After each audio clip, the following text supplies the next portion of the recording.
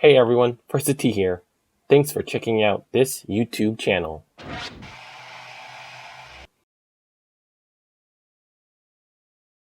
Congratulations, Cameron Smith, on winning your first PGA Tour event in the 2020 Sony Open. Here's his post-win press conference interview. Just talk a little bit about what's going through your head and how you got it done today. I guess just sticking in there. I didn't feel like I played particularly well, but just did made the putts that I had to make, and those up and downs to kind of keep the momentum going a little bit. I managed to get up and down. So it was a struggle all day though. The conditions wet and a little bit windy this morning. So. It was a challenge for sure. All right, moves to number 5 in the FedEx Cup. We're going to go right into questions. Start with Doug. Could you imagine, Cam, standing on 17T, that you would only have to two-putt from 10 feet to win this thing in a playoff? Not really. I thought I had to birdie 17 and then maybe do something really good on 18. 18 wasn't playing probably as easy today without the wind there. But I mean, things just fell into place, and sometimes you just need a little bit of luck to kind of fall your way, and you never know what can happen. All right, let's go to Ben. Mate, you were 4 over through the first 2 holes of this tournament, and I guess could have potentially mentally checked out there if you wanted, but I know you were playing for something bigger this week. Did that at all, keep you in the moment right away? I guess so. I mean, I just wanted to make birdies. It was tough the first 3 days to make birdies, and I managed to scrape in a few. And every one of them, every birdie putt I had, just meant that little bit more. And rather than kind of wanting to make it, I almost felt like I had to make it. So I guess I'll take that into the future. It was good though. And just, can you talk a little bit about the personal situation with your Uncle Warren, is it? Yeah. Obviously what he went through and how you brought him over, etc. My Uncle Warren is still at home. At your house, right? Well, he was at my house probably only 2 or 3 days before we started the tournament. He was still there when I left, so a bit of a tough time for Uncle was. He went back down there on Monday or Tuesday. It's a bit of a long drive, and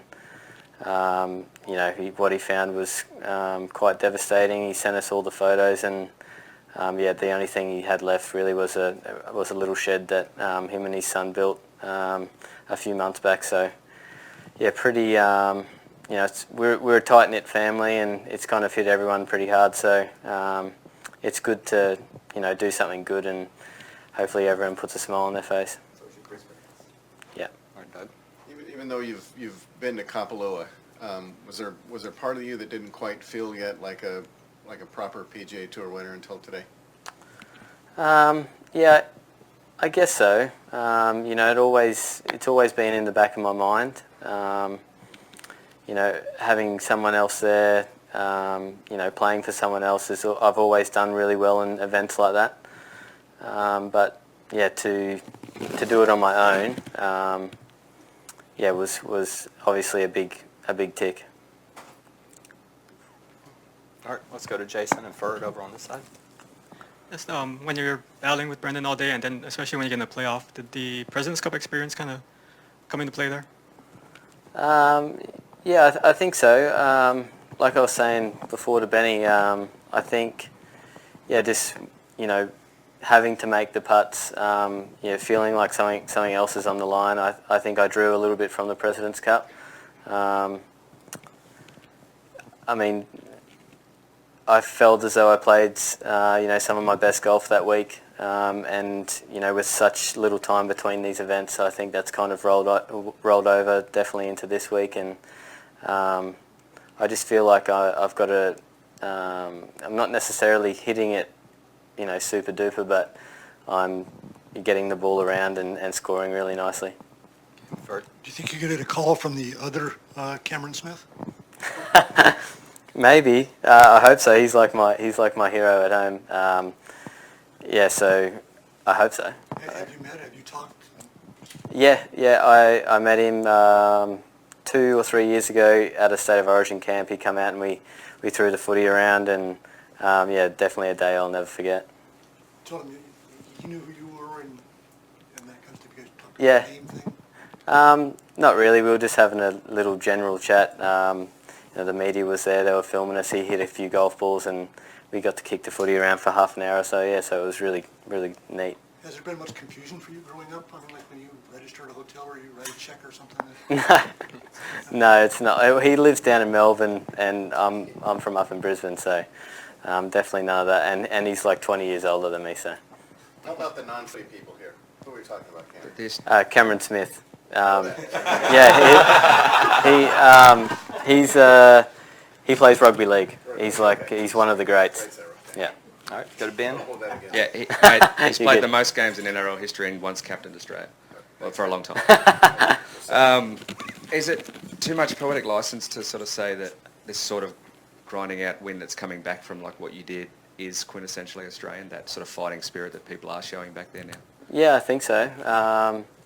I've always been quite good at not giving up. I've never felt the need to kind of mentally check out in any way, and you know, like you were saying before, I started bogey, triple bogey, and then finished that day even par and progressed from there. So yeah, I mean, it was a big fight all week basically. And I want to ask about, back to the President's Cup, how fired up internally or personally were you when you were, what was unexpected to almost everybody, left out on the opening day? I think we all had a belief in Ernie's strategy, and if that was the best thing for the team, then I was quite willing to sit out and you know, cheer the boys on. We started the day, I think we started 4-1, so I mean, I don't think I definitely don't feel as though I could have done anything more than what the guys did that day, for sure. I just mean, did it like give you internal drive to want to, you know, play really well when you got out there? Yeah, absolutely. I mean, I went out there the first day, you know, saw the first group tee off, watched all day, and kind of got around the energy around the golf course, which was a good thing. I felt ready the next day and pumped. Doug? What was it like playing out of bunkers that were wet and moist, and how do you rate the one you hit on 18? Long shot like that over a pond was on the green. Yeah, that was quite a good one. I felt actually quite comfortable in the bunkers all week. I felt as though I could just kind of stay on that left side and you know, drive it, and it was going to be perfect. Being wet sand, the ball was always lying pretty good if you weren't already in a rake mark. So you generally had a pretty good lie if you're in the bunkers. All right, let's take a couple more. Doug? Oh, that's you. Okay, Jason? Just kind of talk about your thought process, sending over that putt on 18. Well, I knew I had to hold it. It was just probably half a cup outside left, and I've putted really well all week. You know, given the conditions, these windy conditions, that it does get tricky to putt those shorter putts, but yeah, I felt as though standing over the putt, I kind of already hold it in my mind, if you know what I mean. It was already in, so I just stepped over like I would any other putt, and just try and hit the ball on where I thought it needed to start. All right, let's go Suzanne, Ben, and then we'll end with Doug here. Go ahead, Suzanne. Yeah, and congratulations. And how does this compare, this win, with some of the other things you've had?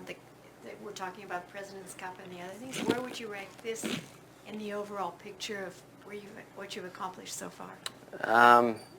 Yeah, it's I mean, it's right up there. My first individual win on the PGA Tour is, you know, it's definitely going to be one I never forget, for sure. And, you know, given the conditions and how tough it was, I'll definitely draw back on this in the future, for sure. And we'll see you in Kapalua this year. Yeah, for sure, I'll be back. All right, yep, Ben?